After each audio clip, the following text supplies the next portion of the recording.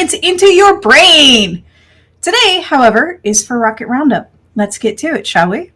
First up, on June 11th at 3:03 UTC, a Chinese Long March 2 Delta rocket launched 4 satellites into sun-synchronous orbit from the Haiyuan Satellite Launch Center.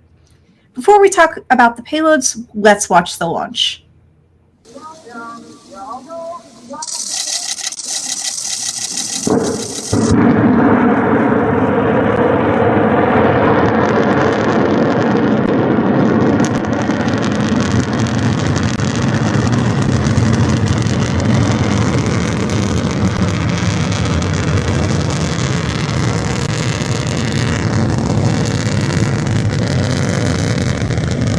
So, the primary payload was Beijing 3, a commercial remote sensing satellite. It will be used for, quote, land and resources management, agricultural resources surveys, ecological environmental monitoring, comprehensive urban applications, and other fields, unquote. Also on board was Haisui 2, a nanosatellite developed for remote sensing of coastal regions, including shallow seas and inland water bodies. The third payload was Younghua 1, a commercial satellite which will develop technology to be used for future asteroid mining. Younghua means look up, and the satellite is a small telescope described by the manufacturer as a little Hubble, although your writing team was unable to determine the actual optical system used. The telescope is sensitive to visible and ultraviolet wavelengths. And the final satellite on board is Science Experiment 1 Tianjin. It will be used to train satellite operators and also demonstrate a new satellite health management system that is fault tolerant. Next up, on June 13th at 8:11 UTC, a Northrop Grumman Pegasus rocket launched the TAC RL-2 Odyssey satellite from the very last operational Lockheed L-1011 TriStar off the coast of Southern California. Northrop Grumman, the launch provider, said absolutely nothing about this launch until after it had already occurred. This is fairly unusual for an American launch. There was also no live webcast, and there's no video of the launch. The only public notice was the required aerospace and maritime closures that warned pilots and boat captains that a launch was about to take place. Not much was said about the spacecraft except that it had a space situational awareness mission. Built from completely off-the-shelf components, Odyssey was developed by the Space Safari Office of the Space Force in less than a year.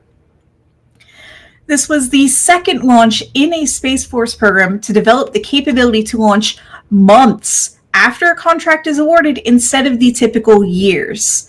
TAC RL-2 was awarded 4 months before launch, and Northrop Grumman had 21 days to put the satellite on the rocket and launch it. That's ridiculously fast for a rocket launch. The advantage of using Pegasus to launch this mission is its air launch capability. Because the rocket is carried underneath a plane, it can be launched into orbit from anywhere with a runway long enough for the plane to take off. For our last launch of the week, another classified mission. On June 15th at 1100 hours UTC, a Northrop Grumman Minotaur 1 rocket launched the NROL-111 mission from Pad 0 Bravo at the Mid-Atlantic Spaceport Complex in Virginia. The Minotaur 1 and Pegasus have a few similarities aside from both being launched by Northrop Grumman. They are both small, solid-fueled rockets, and Minotaur 1 even borrows the second and third stages from Pegasus as its third and fourth stages. The first and second stages on the Minotaur 1 are from a decommissioned Minuteman II intercontinental ballistic missile. Instead of a plane, the Minotaur 1 is launched from a typical launch pad. It makes quite the show, yeeting off the pad in a bright white-yellow streak with a liftoff thrust to weight ratio of 2.6. This is much faster than typical launch vehicles because of the power of its solid motors. Let's watch the launch. T-minus 10,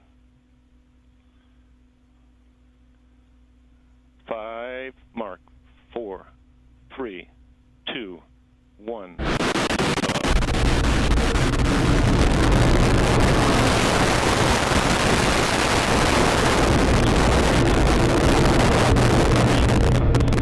Marking 21 years of Minotaur launches and 15 years of partnership with NASA Wallops Flight Facility and Mid-Atlantic Regional Spaceport. Vehicle supersonic. At liftoff, the yellow thermal conditioning blanket peeled off like a banana. On the pad, it helps keep the first stages at just the right temperature, something that would have normally been done by the missile silo it was designed for. It then hung a huge left and shot towards orbit, breaking Mach 1 in 20 seconds. Like a typical National Reconnaissance Office mission, nothing was said about the payloads except that there were 3 of them. We'll be right back with This Week in Rocket History.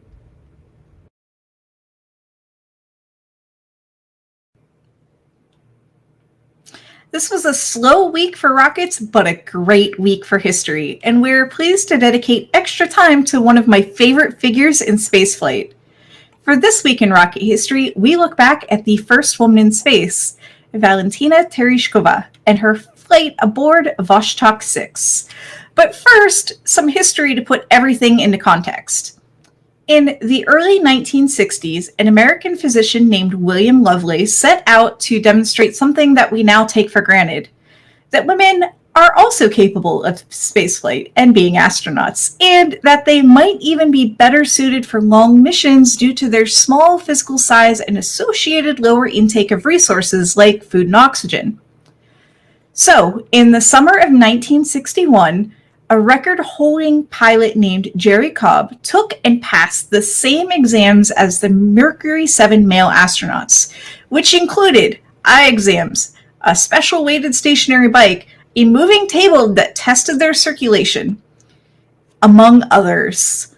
A private organization was unofficially testing a group of women that are now retroactively called Mercury 13 by a Hollywood producer. These women were not associated with NASA in any way and were being tested to determine suitability, not being trained to go to space. A year later, 19 more women took the same exams as the Mercury 7 astronauts. Although 13 of them qualified by the same standards set from the male astronauts, they never became astronauts, even after they went in front of Congress to make their case. Nikolai Kamanin, head of the Soviet cosmonaut training program, read news reports about Cobb and the other women that could potentially be astronauts. He decided that the USSR had to beat the Americans. The United States absolutely could not be the first country to put a woman into space. So, in early 1962, 23 final candidates for 5 female cosmonaut slots were brought to the training center for evaluation.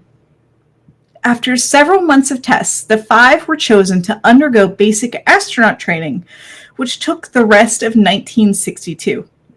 The final decision on who would fly was made in May 1963. Keep in mind that all of this was taking place in the backdrop of the space race and the Cold War.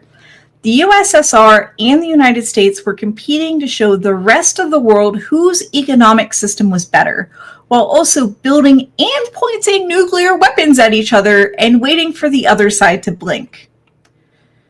The criteria for a female cosmonaut was young, brave, physically strong, with aviation experience, and able to be trained for spaceflight in less than 6 months.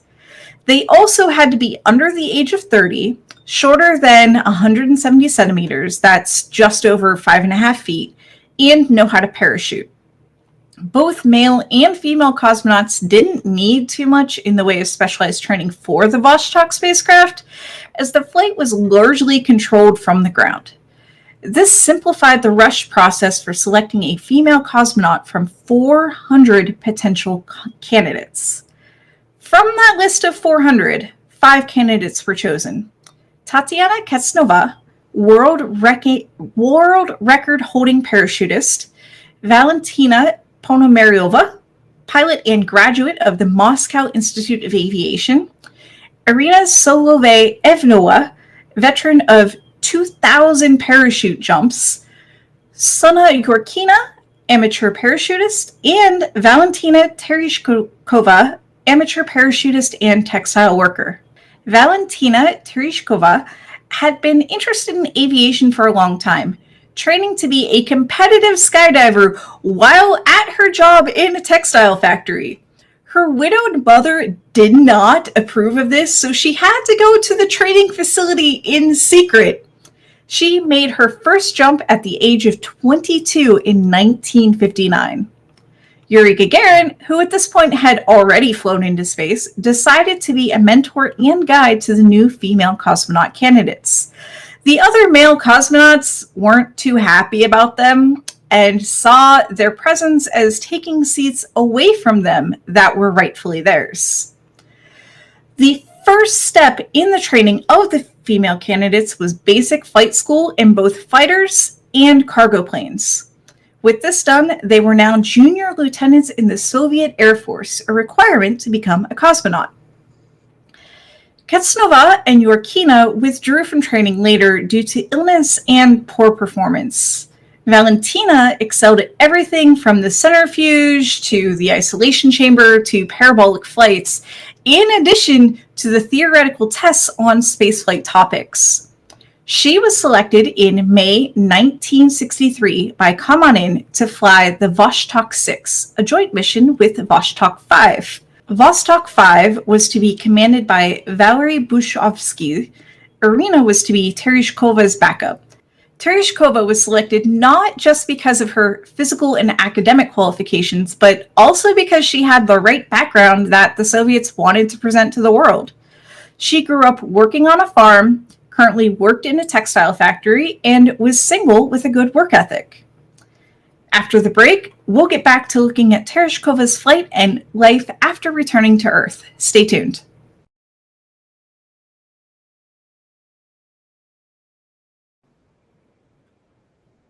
Welcome back. So the primary goal of Vostok 6 was to investigate the effects of zero-G on the female body, as well as operations between two spacecraft in orbit. Vostok 6 launched on June 16, 1963 at 0929 UTC with Tereshkova, now the very first woman to go into space. The launch was nominal, unlike the slight third stage underperformance that left Vostok 5 in a lower than intended orbit. According to telemetry, Tereshkova's blood pressure and heart rate were lower than her comrades during his launch. On her first orbit, she came within 5 kilometers of Vostok 5 and Bushkovsky, who had launched 2 days prior, for a planned rendezvous. A proper rendezvous would have had the two spacecraft come much, much closer to each other, within tens of meters. But the Vostok spacecraft weren't able to do the kind of maneuvers needed to make that happen. Direct communication between Vostok 5 and 6 was impossible after the first day as the spacecraft drifted apart. Unlike Bushkovsky, Tereshkova had more success observing the Earth and stars through the Zor periscope and porthole. She took several video recordings of forests and streams passing below from inside the spacecraft. Tereshkova threw up after eating a particularly dry piece of bread, and that unfortunately wasn't the only problem she encountered on the flight. On her first day in orbit, she noticed a problem with the deorbit motor. If it had fired as intended, instead of coming back to Earth, she would have been sent to a higher orbit, further away from Earth, where her life support would have been depleted before the spacecraft's orbit decayed due to atmospheric drag. This, quite frankly, would have killed her. Luckily, the programming was fixed and the deorbit on the third day of the mission was nominal. She could have stayed in space longer, but she had to return because Vostok 5 had problems that caused that mission to end earlier than planned, and quite frankly, it was simpler to bring both craft back at once. Unlike Vostok 5, her service module even separated cleanly from the orbital module. The Vostoks didn't carry a big enough parachute to allow a soft landing with the cosmonaut inside, so the cosmonauts had to eject and parachute down themselves, which is why being a skydiver was a requirement for being a cosmonaut. She landed on her back, but was quickly helped up by locals. Because she landed in such a remote location, it took her 3 hours to inform ground control that she had landed safely. Vostok 6 was the very last Vostok mission. Tereshkova, she never flew again, to space or otherwise, because of her importance to the state, especially after Gagarin was killed in a training accident in 1969. She did, however, travel the world in carefully scheduled tours, with the Soviets displaying their ordinary hero to the world. After the break, we'll be back with this week's Stats and Fact.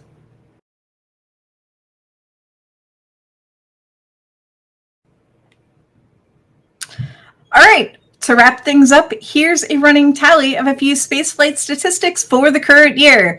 There are currently 6 toilets in space, 3 are installed on the International Space Station, 1 is on the Crew Dragon, 1 is on the Soyuz, and 1 is on the Chinese space station. There have been 54 total orbital launch attempts so far this year, including 2 failures. From those launches, humanity has put a whopping 1,152 satellites into orbit. I keep track of orbital launches by where they launched from, also known as spaceport. Here's that breakdown. USA, 24, China, 17, Kazakhstan, 4, Russia, 4, New Zealand, 3, French Guiana, 1, India, 1.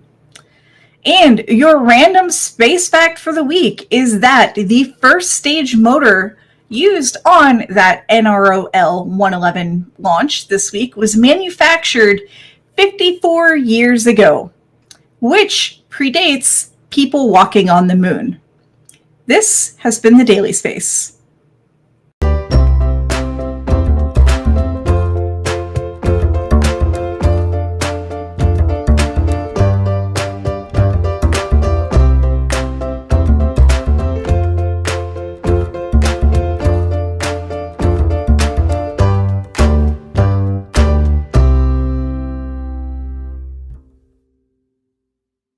COVID-19 transformed the way we do business. Now more than ever, fast lead generation and customer retention will determine if a business survives or not. The NowMedia Video Business Card is designed to be sent using your smartphone. It's the next generation business card that will open the door for you while keeping social distancing. The NowMedia Video Business Card is affordable for anyone from startups to multinational companies and is already being used by hundreds of businesses. Stay open, stay in business. Call us today.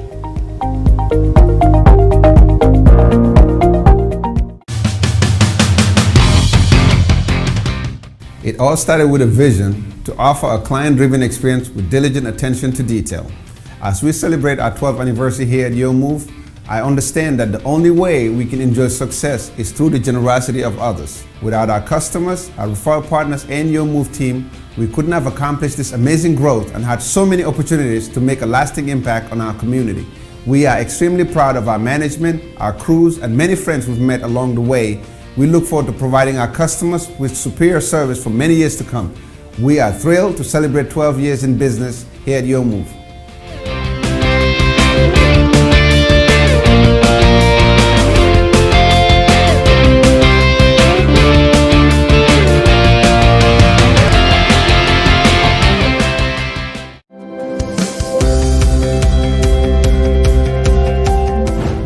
As a critical aspect of your operations, you need the right technology partner to provide you and your business the peace of mind of having reliable and efficient IT systems. In addition, with cyber threats, ransomware at an all-time high, adequate, continuous, and proactive data protection for your business is an absolute must. Hi, this is Roland Parker with Impress Computer Solutions. We are experts in tailored IT solutions and professional 24/7 IT support services. We proactively monitor, maintain, manage, and protect your IT and data assets. Additionally, we have the know-how and horsepower to do the correct procuring of any and all computer systems or software your company may need. Having the correct IT infrastructure and not being able to operate safely and correctly is very expensive and can eventually destroy growth. So take a decisive step and call me today for a complimentary consultation at 281-647-9977 for your unique IT needs.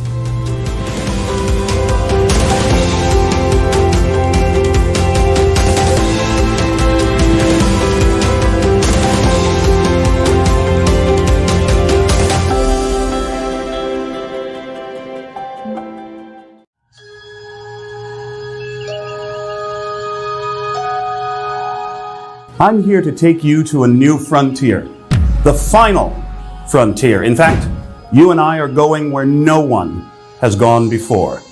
I'm Glenn Henderson, entrepreneur, success coach, and musician, and I want to personally invite you to take this journey with me in the pages of my best-selling new book, All I Need to Know About Success I Learned from Star Trek. We'll travel aboard the USS Enterprise along with Captain James T. Kirk, Spock, and the finest crew in Starfleet. And we'll learn together about success principles like how to work with a team and accomplish your goals, when to fight for what you believe, and when not to, and what your business really is, no matter what you do for a living. Beam aboard with me. My mission is your success. And I'll see you on the bridge. Live long and prosper.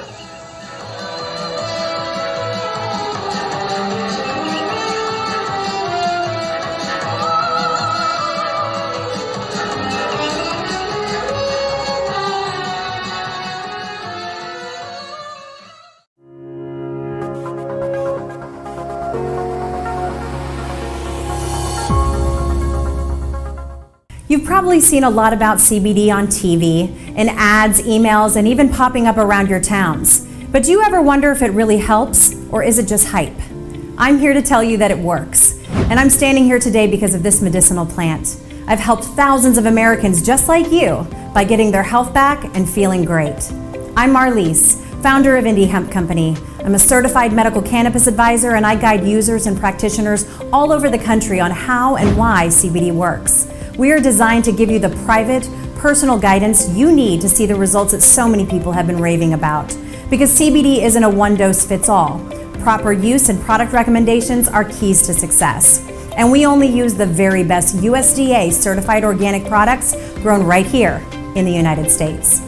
So maybe it's better sleep, less stress, that pesky back pain or inflammation. Maybe it's focus, memory, or you're looking to find something natural where traditional medicine isn't helping.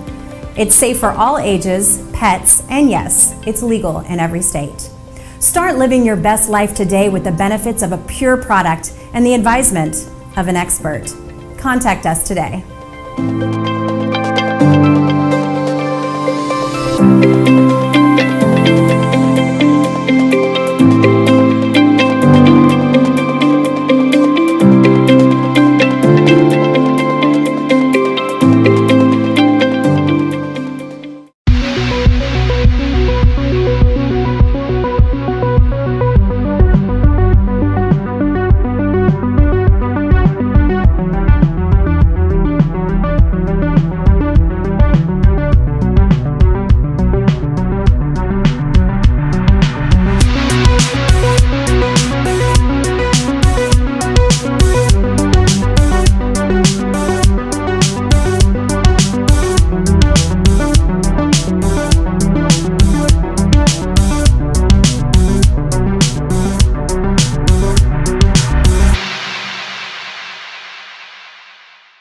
Space. I'm your host, Dr. Pamela Gay. And I am your host, Beth Johnson. And we are here to put science into your brain. One of the more fascinating parts of astronomy is that the universe continuously surprises us with what I would have thought is the impossible. But part of exploration, to ruin the language of Lewis Carroll's Red Queen, is believing as many as 6 impossible things before breakfast. Yesterday, I found an amazing article in Nature Astronomy that discusses the surreal discovery that even the largest filaments of galaxies may be spinning ever so slowly as they trace the fabric of the universe. After the universe formed, there were the slightest of irregularities in the distribution of matter. These tiny irregularities collapsed into galaxies and the stars they contained. And gravity has pulled these galaxies into vast structures that resemble walls, filaments, and clusters. The Sloan Digital Sky Survey captured data on thousands of these filaments, and Wang and his team realized that by looking separately at the galaxies to either side of the filament's centers and averaging their motions, they could see if there was any systematic rotation. And they found it.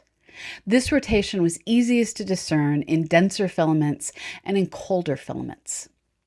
These are the largest structures ever seen to have rotation. And they show that there is a dance to the motions of everything in the sky across the largest of structures. And it is magnificent. At a certain level, everything in the universe is in motion, from the electrons in our body's atoms to, we now know, the vast filaments of the universe's large-scale structure. That motion isn't constant, however. We live in a large spiral galaxy that has a bar of stars spanning its core. Researchers Rinpei Chiba and Ralph Schoenrich looked at data on the positions and composition of the Hercules stream of stars, which orbits in lockstep with the galactic bar. In a paper appearing in the monthly notices of the Royal Astronomical Society, they note that the composition of these stars is wrong for the part of the galaxy they are currently in. They have too many heavy metals and look more like stars from the galactic core. They are able to explain these misplaced stars if the bar's rotation has slowed over time, causing these locked-in-place stars to migrate outward as they slowed and maintained their position relative to the bar. To slow the bar, well, that requires dark matter. If the overdensity of stars and the gas could gravitationally pull in slow-moving dark matter, the bar would be slowed, and they estimate that the bar has slowed at least 24% from its original speed. What is most fascinating to me about this result is that it requires dark matter to be stuff and not a modification of gravity. Now we just have to find that stuff. Dark matter isn't the only stuff in the universe that we have no idea what is. In April 2012, a giant star was seen to drop in brightness by 97% across all colors, and it stayed dimmed for a few hundred days. This is not normal, and astronomers have kept watching this star for 17 years, watching to see if it would once again go dark. Not only has the star never dimmed again, but the star seemed to have been utterly unchanged by this event. This indicates that, in all likelihood, something passed in front of the star. What that something was, we have no idea. Whatever it was big. To block that much light, it would be so thick it could span a quarter of the way from the sun to the Earth, and it had to be bigger in diameter than the size of the star. How this kind of an object finds itself both gravitationally held together and passing in front of a star? Well, one of the best ideas the researchers came up with is that there's a black hole darkly surrounded by a cloud of dusty, messy debris. We will probably never know for sure what this was, but it's cool to imagine there are black holes out there surrounded by disks of dark stuff, periodically just dimming the stars. After the break, we have tales of craters, both caused by volcanoes and impacts. Stay tuned.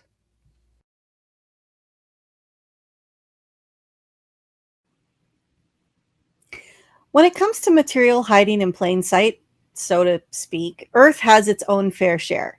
For example, scientists hypothesized that the dinosaurs were extinct in part due to the collision of a huge asteroid with Earth.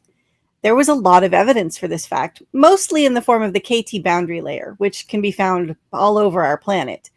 This boundary is a thin layer full of iridium, and that just does not occur naturally here in the quantities present in that layer. It's a space dust that is found in asteroids. But where was the evidence of that impact? Earth isn't like the moon or Mars. It doesn't keep its record of impacts there for all the world to see and find for eternity. We have weather and plate tectonics. Earth's surface is constantly changing. Trees grow, rocks erode, and soon a crater is lost to time, at least as far as our surface-bound eyes can tell. But then we started taking sonar measurements of our oceans and seas. Some of it was used to protect us during wartime, and those measurements led to the evidence scientists needed to accept plate tectonics as fact. Some of it was to find oil, and while the oil companies were a little stingy on sharing, when they finally did, that's how we found the evidence to pinpoint just where our dinosaur-killing asteroid smacked into Earth. Chicxulub crater off the coast of the Yucatan Peninsula in Mexico. Combined with gravity measurements and satellite imagery, the crater was finally revealed. And now, scientists have sampled granitic rocks in and around the crater and found something else hiding in plain sight: the remnants of a volcanic arc. Using zircon crystals found in the rocks, scientists measured the lead content as a way to date when uranium present in the crystals began to radioactively decay. This process begins when the crystals solidify, so we can then date the age of the crystals. Graduate student Catherine Ross did what graduate students do. She measured the age of 835 individual zircon crystals, boring into each of them with a laser to get the data needed, and then she analyzed the data and broke the ages into 3 groups. One group was 1.3 to 1 billion years old, making it a part of the supercontinent Rodinia. The next group was 550 million years old, and that meant the supercontinent Gondwana. The final group was between 500 and 400 million years old, and these are the evidence for that volcanic arc that formed when the Rheic Ocean subducted under the edge of that Gondwana plate. As we have discussed before, subduction of one plate under another causes volcanic arcs.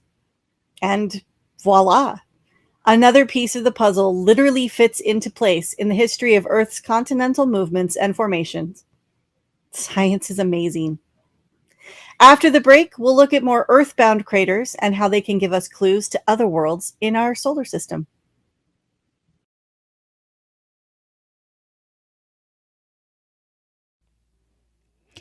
By training, I'm an astronomer.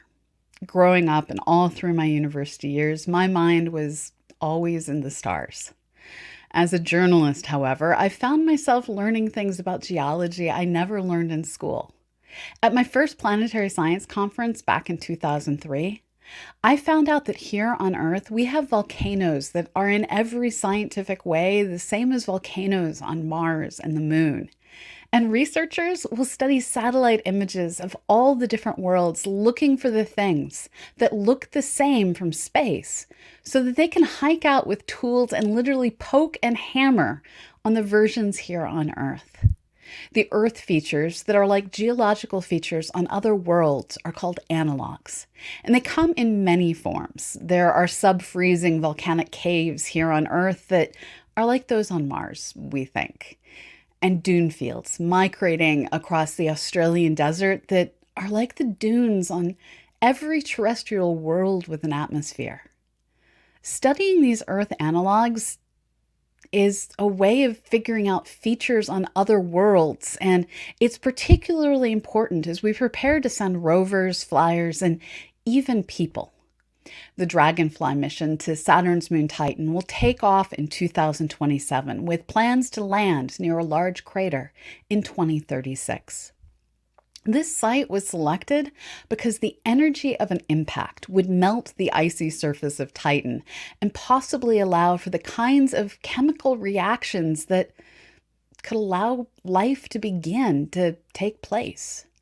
Because everything would refreeze, it's expected these chemical reactions got stopped partway through whatever they were doing. And Dragonfly, it's going to flit around trying to understand how close to supporting life Titan got. To most effectively use the little flyer, researchers need to understand where in the crater structure what kinds of things may have occurred. This means looking for an Earth analog.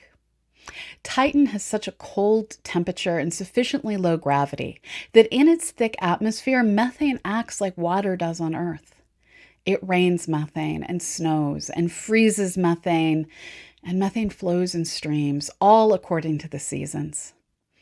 To find a Titan-like crater on Earth, it meant looking for a crater in the permafrost. And Canada was happy to oblige. The Huyton impact structure on Devon Island in northern Canada formed about 23 million years ago. And while flowing water and moving glaciers have worn away some of the impact structures, its central region still has pristine materials formed during the impact. And remarkably, some of these materials are regularly exposed thanks to rivers and other forms of erosion. According to a presentation at a conference yesterday that was given by Catherine Niche on behalf of her team, sampling Huyton allows them to experimentally confirm where organic molecules concentrate and where cliff faces erode and dump their materials. I look forward to seeing researchers explore this crater with their drones and good old-fashioned hiking gear as we learn what Dragonfly may someday find on Titan and practice for its explorations. After the break, it's back to volcanoes. Stay tuned.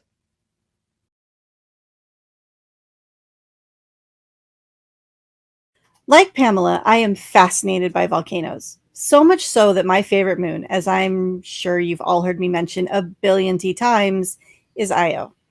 I'm still getting into this Titan business, and I'm definitely looking forward to Dragonfly. In the meantime, though, we have plenty of volcanoes here on Earth to be fascinated by. Some of them are a little scary, like the supervolcanoes. Yellowstone, for one. I have a graphic I share that is basically, Yellowstone is overdue for an eruption, so just do the thing you were thinking of doing. But Yellowstone isn't the only scary supervolcano out there. Some of you may recall that there was a deadly eruption of Wakari in 2019. Wakari, also known as White Island, is a volcano in the Bay of Plenty off New Zealand. It's by far not the only volcano in New Zealand. There is also a supervolcano called Taupau. 25,000 years ago, this volcano erupted and sent enough ash and pumice into the air to cover the entire state of California in 2.8 meters of debris. It is the largest volcano eruption found to date. The caldera of Taupau sits on New Zealand's North Island, and while the odds of another super eruption are basically zero, there are smaller eruptions that have happened there, at least 28 since that super eruption. And an eruption somewhere between small and super is a possibility, and that has scientists studying the caldera. Last year, Taupau experienced an unusual level of seismic activity, causing concern that an eruption could be imminent. This possibility is not a certainty. Volcanoes often just have a low level of seismic activity as magma moves around underground that doesn't necessarily indicate a buildup in pressure that could lead to an eruption. But when a seismic swarm occurred in 2019 near a 7,000-year-old lava dome in the caldera, scientists involved in a research project called Eclipse, or Eruption or Catastrophe, learning to implement preparedness for future supervolcano eruptions, they installed another 8 seismometers around the caldera. There are plans to install another 5. Wonderfully, all these installations are being done with the cooperation and involvement of the local communities and landowners, allowing the people who would be most impacted by an eruption to participate in the research. With all the new sensors in place, data can now be collected on even more earthquakes, including those under magnitude 2.2, which was the previous threshold for the older seismometers. And the network will allow scientists to directly image the magma system using geophysical data. That imaging has never been done before since the magma chamber is below Lake Taupau. The research team even hopes to create a 3D image of the crust, and that's just plain cool. This is an exciting project, and we'll keep you updated as the team releases their results.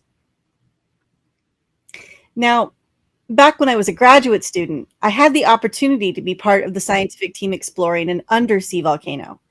That volcano is the Axial Seamount, which lies about 250 miles off the coast of Oregon. It's part of the Juan de Fuca Ridge, and like the Mid-Atlantic Ridge, Juan de Fuca is spreading apart and new rock is being created as lava erupts on the seafloor. Similar to Iceland, Axial Seamount is also on a hotspot, so there are two types of volcanic eruptions going on, and eruptions occur fairly regularly. In fact, our cruise in 2016 followed on the heels of an eruption in 2015 that happened as predicted. The seamount and nearby area has a bunch of instruments helping detect eruptions, and that's how scientists know what is going on when. Now, an investigation of the seamount done just last year using seismic imaging data has revealed something pretty cool about this volcano. They have found evidence of stacked magma chambers beneath the main magma reservoir that feeds the system. So, there's a hot spot with its own magma chamber. And beneath that, more magma chambers. And those magma chambers are also located on the ridge where the hotspot isn't a factor. The chambers are basically a crystal mush zone, which is mostly crystallized rock, but also has a decent amount of melted rock. It's still mostly solid. The chambers extend about 1 to 8 kilometers along the ridge itself, and the shallowest is about 100 to 1,200 meters below what we call the axial melt lens. That lens is the thin, narrow reservoir of magma that feeds the spreading center. It's well below the seafloor, but nowhere near the mantle. Earth is a bit of a layer cake, and it's kind of hard to imagine all the distances involved. These chambers probably don't exist for long. They likely come about as magma rises up to replenish the melt lens, melting pockets of existing crustal rock along the way. Then those pockets are tapped like a maple tree to also contribute to the magma that eventually erupts on the seafloor. Oh, and just for you, Pamela, this volcano is nice and safe. It doesn't impact any people. It simply goes about its business, erupting regularly and creating more rock. This has been The Daily Space. You can find more information on all our stories, including images, at dailyspace.org. As always, we're here thanks to the donations of people like you. If you like our content, please consider joining our Patreon at patreon.com/CosmoQuestX.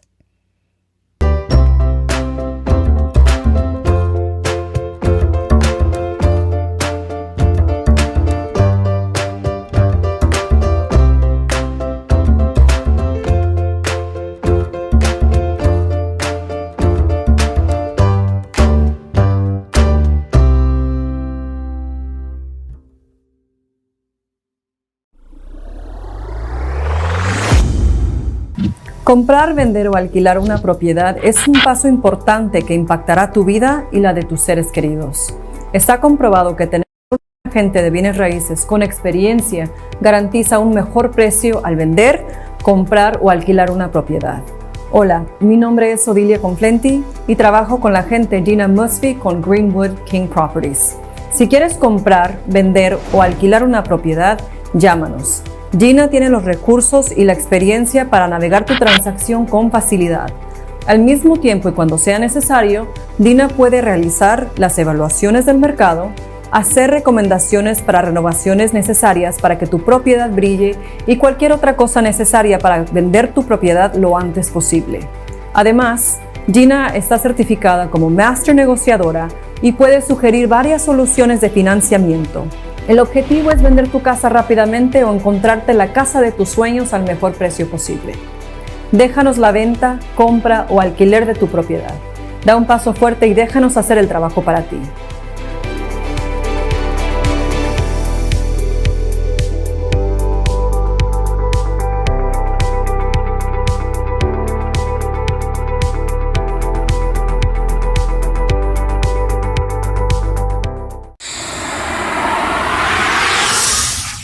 I'm a health insurance guru.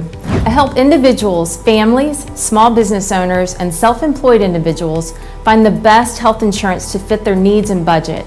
I'm Elaine Tillman-Dietz with Tillman Health Insurance. Protect you and your family's health with the right insurance coverage. Unexpected medical costs from illness or accident can add mental and financial stress on you and your family that could last for years. That's why, when it comes to choosing health insurance, it's important to get the right coverage for you and your family. Choosing insurance can be confusing. With so many options, it's hard to know if you're getting the right plan for your situation at the right cost. I simplify the process and answer all your health insurance questions. I compare policies and prices so you know you're getting the best possible deal. We can even look at supplemental vision or dental plans to see which ones might save you money. Every step of the way, I am dedicated to you and your family. I listen to your needs and help guide you to the right solutions. Together, we'll find a way to maximize your coverage and minimize out-of-pocket expenses. I'm Elaine Tillman-Dietz. Protect your health and start saving money on health insurance today. Call me at 979-533-8990 and let me help you find the right coverage.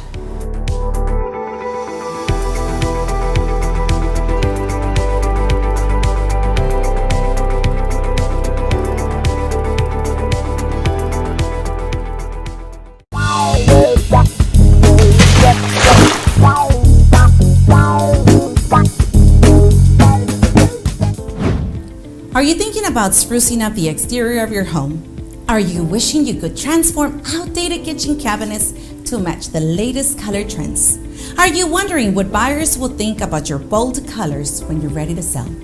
If you answered yes to any of these questions, then it is definitely the time to paint. Painting your home is an important investment to help you maintain your home's value. However, painting is not something to tackle yourself when your time is more valuable. If you're looking for an affordable and reliable painting contractor, that's us. Grandeur Painting was created for busy people who need a trusted painting contractor in their neighborhood. Our team of professional painters are insured and have years of experience in everyday painting. Call us at 281-899-5000 to set up your free consultation. When you hire us for painting, you can count on the results you expect. Contact Grandeur Painting today.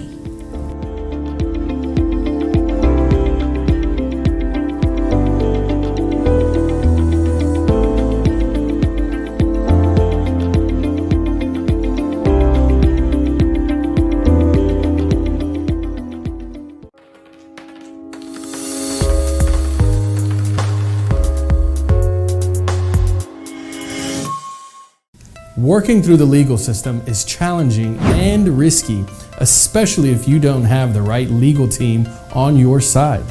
After a personal injury, criminal case, or an insurance claim, let me represent you. I know how difficult a criminal or a personal injury case can affect you and your loved ones. And I also know that sometimes bad things happen to good people. My name is Richard Nava, Principal Attorney at Nava Law Group. We are highly qualified legal counsel serving Houston, Edinburgh, and Laredo. At my firm, our team of legal experts has helped thousands of people that have been treated unfairly. Nava Law Group has become a pillar of the community and has developed a solid reputation with industry peers, clients, and members of the legal system. Take a decisive step today. We are here to make sure your legal rights are protected and you get the settlement you deserve.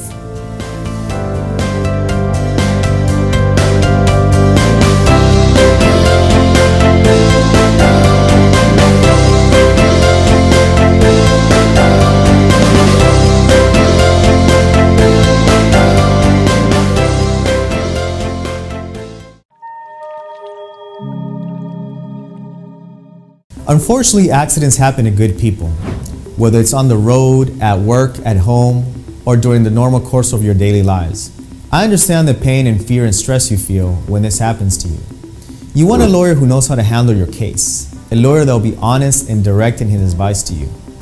Working through the legal system can be challenging and daunting, but it doesn't have to be if you have the right team to help guide you through the process.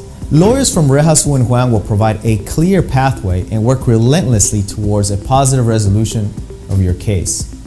We have helped clients obtain exceptional results. We have faced 18-wheelers, apartments, and numerous businesses and have been successful against all of them. Our team of multilingual professionals are experts in all aspects of personal injury, and we will be by your side through the entire process. My name is Andres Rejas. I'm a partner of Rejas Wu & Huang, based here in Houston, Texas, and I have dedicated my career to helping people recover what they deserve. Please call us today at 713-300-5075.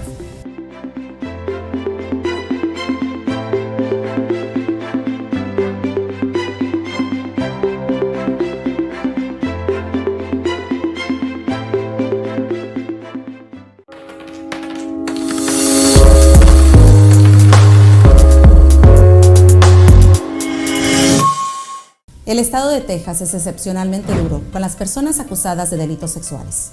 De hecho, el juicio comienza en el momento que se le acusa, no dejando ningún espacio donde se asuma al cliente inocente hasta que demuestre culpable.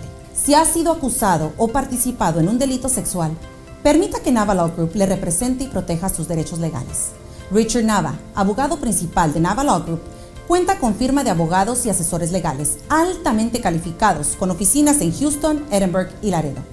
Enfrentarse a un fiscal por su propia cuenta tiene consecuencias que pueden cambiar su vida, incluyendo multas fuertes, tener que registrarse como un delincuente sexual, ir a prisión, además de la estigma social, la pérdida de su trabajo, su reputación y la familia. Tome un paso decisivo hoy. Permita que el equipo de expertos legales de Nava Law Group revise su caso primero para que puedan diseñar un enfoque estratégico que le permita recuperar su vida y las cosas que realmente importan.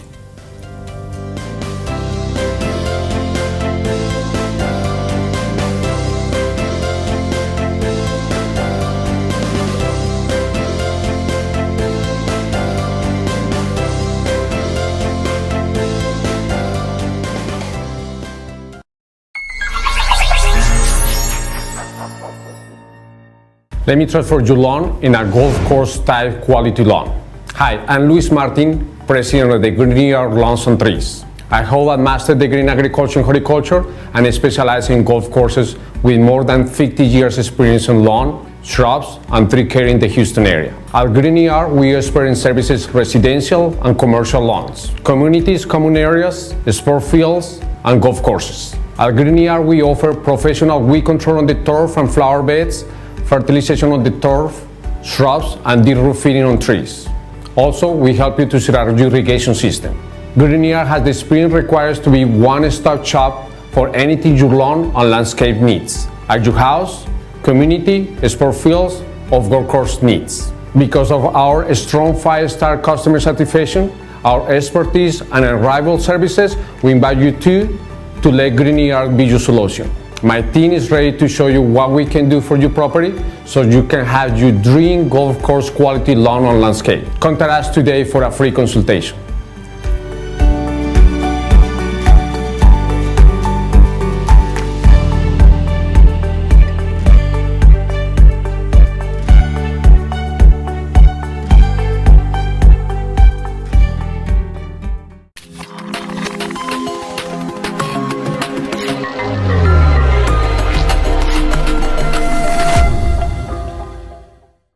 Are you aware your clients will decide to do business with you and your company within 50 seconds of browsing your website, your social media, and your digital footprint? In addition, your company's review play a major role in your clients' and potential clients' retention and future referrals.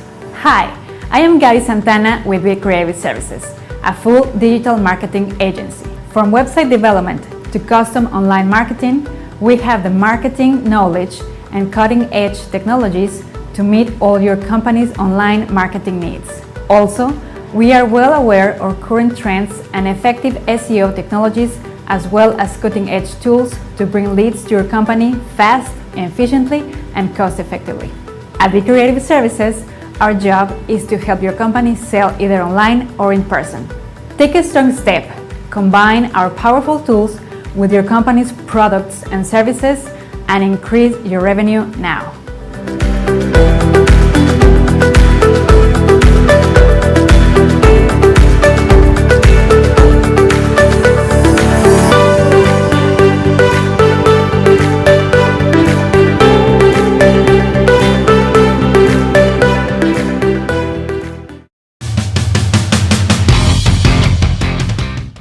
all started with a vision to offer a client-driven experience with diligent attention to detail. As we celebrate our 12th anniversary here at YoMove, I understand that the only way we can enjoy success is through the generosity of others. Without our customers, our referral partners, and YoMove team, we couldn't have accomplished this amazing growth and had so many opportunities to make a lasting impact on our community. We are extremely proud of our management, our crews, and many friends we've met along the way. We look forward to providing our customers with superior service for many years to come. We are thrilled to celebrate 12 years in business here at YoMove.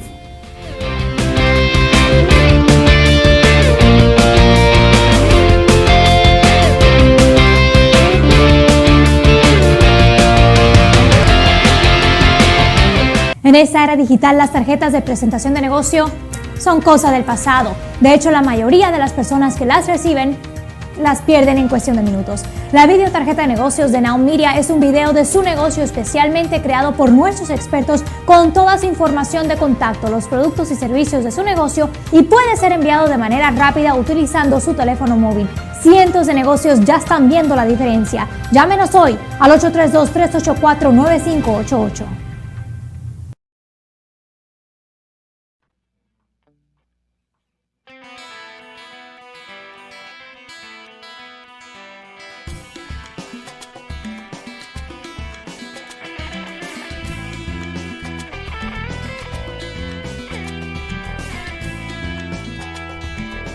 All right, well, good afternoon. It's Chris Baker here on Now Media Television. Glad that you could be joining us today.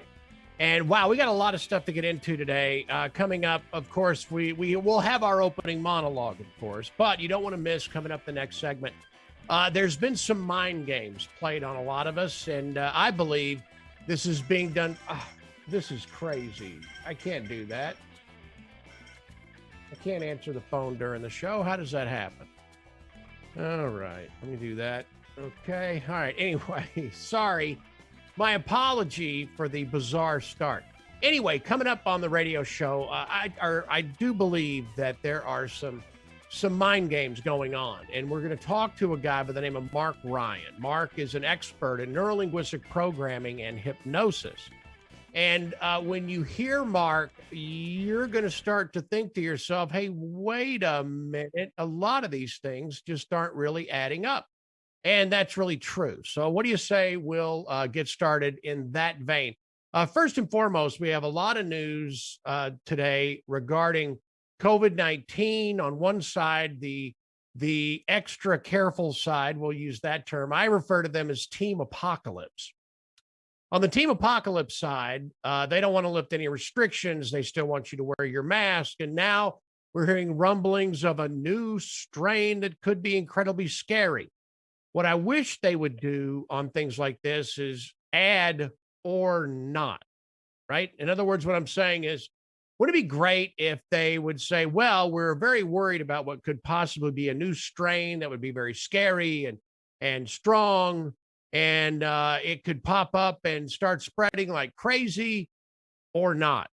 Okay, I wish they would just throw that in, because coming up at actually at the bottom of the hour, as they say, the 30 point, we're going to talk with a woman by the name of Twyla Braze. And there's some very, very high numbers that no one expected coming from COVID-19 and vaccines. We'll talk to her. But let's get into just some of the insanity going on. We always love to pay attention to the border, to our good friends in Mexico City. It's great to have you watching and listening.